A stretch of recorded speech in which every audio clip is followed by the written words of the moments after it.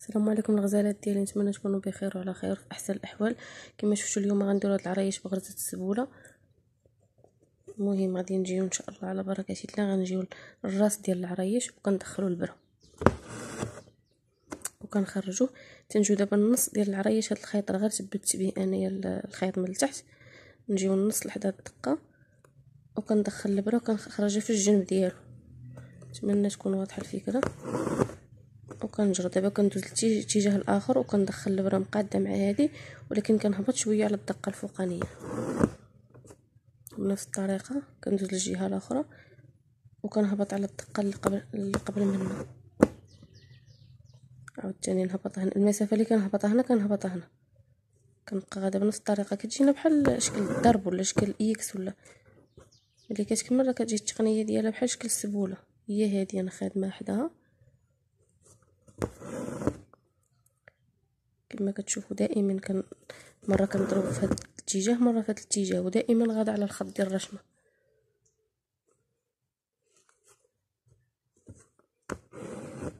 كما قلت لكم كنهبط هنا شويه حتى هنايا كنهبط على الدقه. هادو ما تحسبوهمش، الدقه اللي ضرب شي اخر مره هي اللي كتهبطي عليها.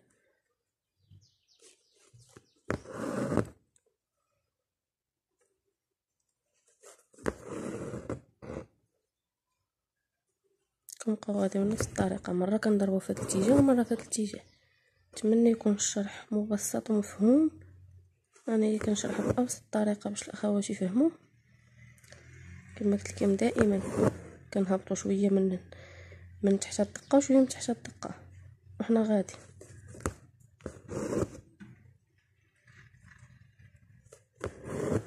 السبوله راه كتخدم بزاف في العرايشات، كتجي زوينه.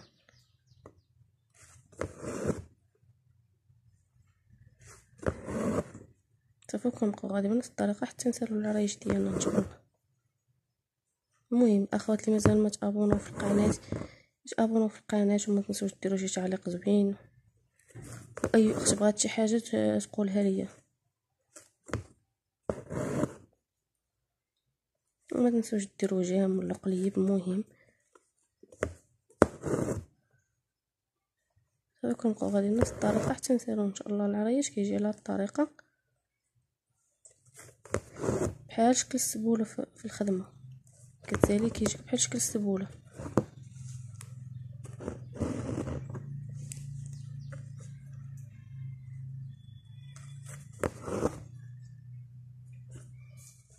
كيجي على هاد الطريقه كما كتشوفوا. انا غنجر غير ندخلها لتحت. وهذا العرايش ديالنا ديال السبوله كيجي على هاد الطريقه. المهم كما قلت لكم ما تنسوش تابوناو في القناه وما تنسوش تعليق زوين. واي اخت بغات شي حاجه مرحبا على راس العين.